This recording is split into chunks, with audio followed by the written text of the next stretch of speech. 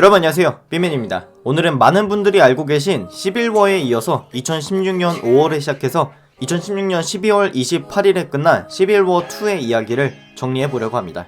바로 시작하겠습니다.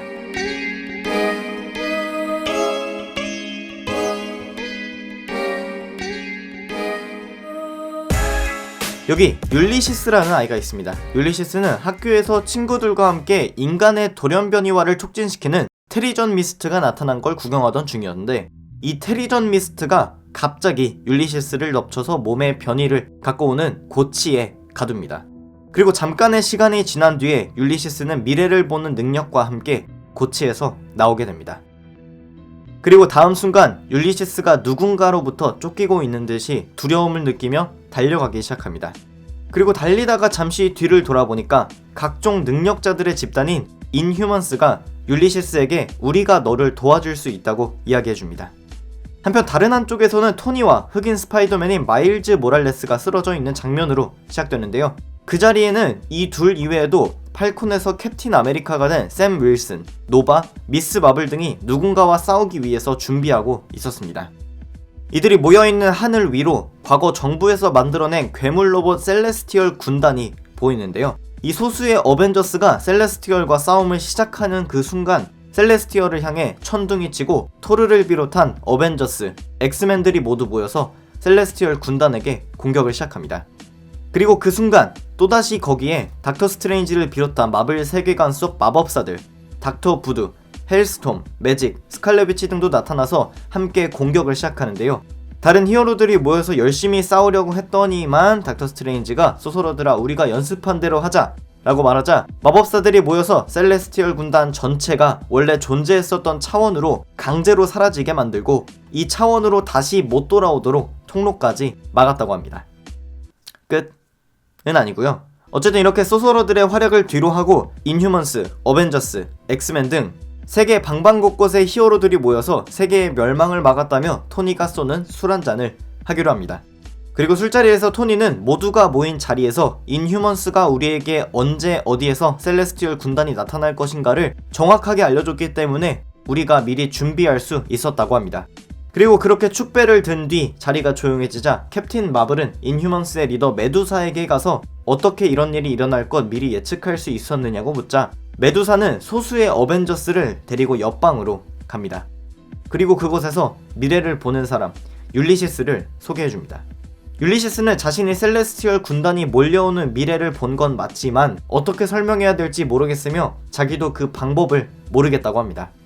그러자 이들은 엑스맨의 징그레이를 데려와서 율리시스의 마음을 읽어보기로 합니다.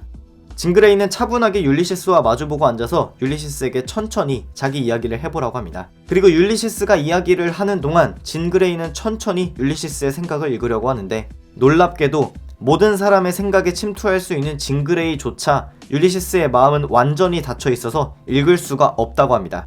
이렇게 강력한 생각 보완을 갖고 있으면서 미래의 재앙을 볼 수도 있는 율리시스는 비록 인휴먼스의 소속이긴 하지만 캡틴 마블은 얼티미츠 팀에 들어와서 미래의 재앙을 미리 보고 막을 수 있는데 도움을 달라고 이야기합니다. 하지만 토니는 율리시스는 확정된 미래를 예측하는 게 아니라 일어날 법한 미래를 예측한 거고 미래를 예측한다는 사실 하나로는 율리시스의 말을 맹신하는 건 위험하다고 반대합니다. 왜냐면 그 예측이 불확실한데 그걸 믿고 행동했다가 일이 잘못될 수 있기 때문이죠. 그리고 이렇게 캡틴 마블과 토니의 대화를 마지막으로 이들은 다시 파티장으로 돌아갑니다. 그리고 몇 주가 지난 뒤 토니는 갑작스럽게 자신의 베프라고 할 수 있는 제임스 로드가 사망했다는 소식을 듣습니다. 갑작스러운 친구의 사망 소식에 제임스 로드의 시신이 누워있는 곳으로 토니는 단번에 달려가는데 비단 사망한 제임스 로드뿐만이 아니라 캡틴 마블이 소속되어 있는 얼티미츠 전원이 심하게 부상을 입었다는 걸 발견하게 됩니다. 토니가 캡틴 마블에게 어떻게 된 일이냐고 묻자 캡틴 마블은 미래를 예측하는 율리시스가 자신들을 찾아와서 타노스가 돌아와서 지구를 멸망시킬 것이라고 이야기해줬고 타노스를 자신들이 먼저 찾아가서 전투를 했다고 합니다. 나름 마블 세계관의 최강자 중 한 명인 타노스고 얼티미츠 팀과 얼티미츠 팀이 아닌 제임스 로드가 모두 덤볐음에도 전원이 심각하게 다쳤을 뿐만이 아니라 제임스 로드는 그 전투에서 타노스에게 맞아서 사망했다는 이야기를 듣습니다.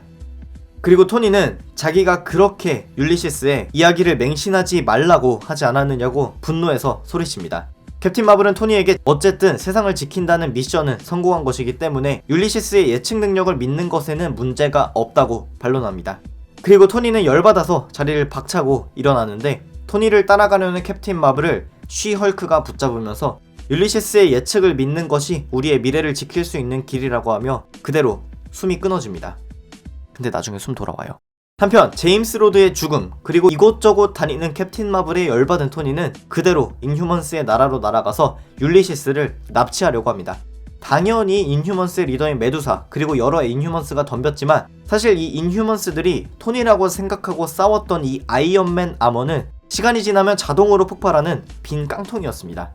진짜 토니는 이 가짜 아이언맨 아머가 시간을 끄는 사이에 율리시스를 납치해서 자신의 연구실로 데려가는데 여기서 토니는 뇌 전체의 특성과 데이터를 복사해서 프라이데이에게 분석을 맡겨놓습니다. 한편 자신들의 리더는 물론이고 자신들의 왕국까지 침범한 토니의 막가파식 행동에 열받아서 스타크 타워로 쳐들어가는 인휴먼스 군단은 그들을 막아서는 캡틴 마블을 만나게 됩니다.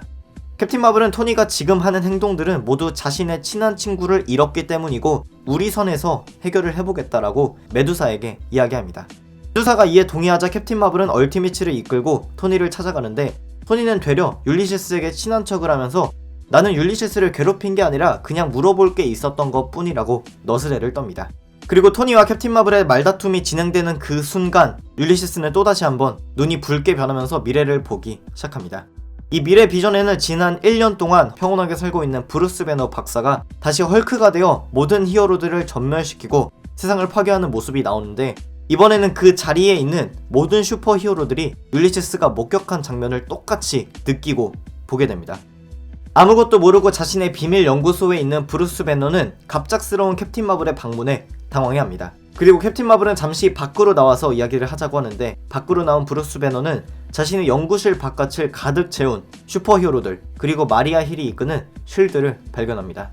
영문도 모르는 브루스 배너에게 캡틴 마블 그리고 토니는 율리시스가 보아온 미래의 비전 즉 셀레스티얼이 슈퍼히어로 집단을 멸망시키기 위한 시도를 하려는 것 그리고 타노스가 지구에 와서 코스믹 파워를 습득하고 세상을 멸망시키려고 한다는 걸 이야기해줍니다.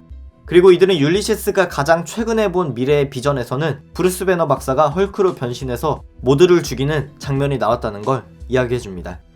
이런 상황에 너무나도 어이가 없는 배너 박사는 자신이 지난 1년 동안 헐크로 변한 적이 없다면서 변론하지만 그 사이 배너 박사의 컴퓨터를 해킹한 엑스맨의 비스트는 배너 박사가 자신의 방사능 에너지를 죽이는 실험을 하고 있다는 사실을 알게 됩니다.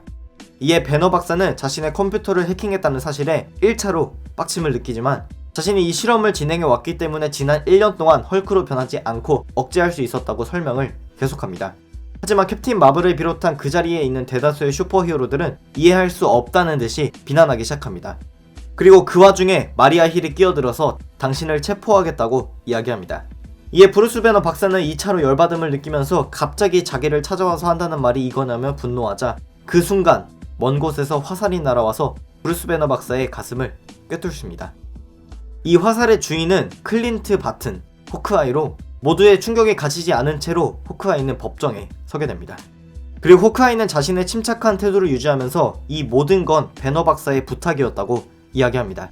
실제로 배너 박사는 헐크를 억누르는 실험을 진행하면서 호크아이를 찾아왔는데 호크아이에게 헐크와 브루스 배너를 한 번에 죽일 수 있는 화살촉을 주면서 이걸로 자신이 앞으로 조금이라도 헐크로 변할 것 같으면 바로 쏴서 죽여달라고 부탁합니다.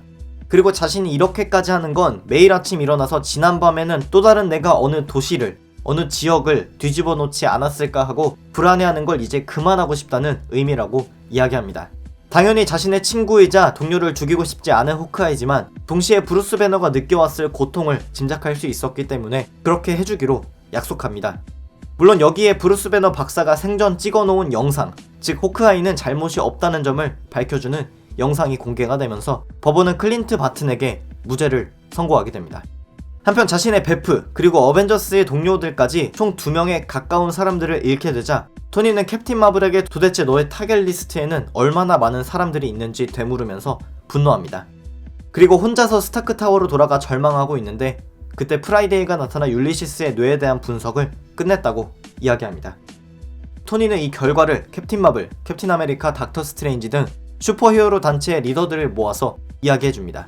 프라이데이의 분석에 따르면 율리시스의 뇌는 세상의 모든 이들, 세상의 모든 것들이 뿜어내는 에너지를 모두 흡수한 뒤 이론적으로 예측 가능한 미래의 비전을 제시한다는 겁니다. 고로 율리시스는 이제까지 확정된 미래를 보여준 게 아니라 세상에 닥칠 수 있는 가능성이 있는 일들과 그 가능성이 있는 일들이 최악이 되었을 때의 모습을 보여주는 거라는 겁니다. 이러한 설명과 함께 토니는 자신의 친구와 동료를 잃었지만 이전 시빌워에서처럼 싸우고 싶지 않다고 캡틴 아메리카에게 이야기하며 동시에 캡틴 마블에게도 율리시스의 말을 맹신하는 걸 그만하라고 충고합니다.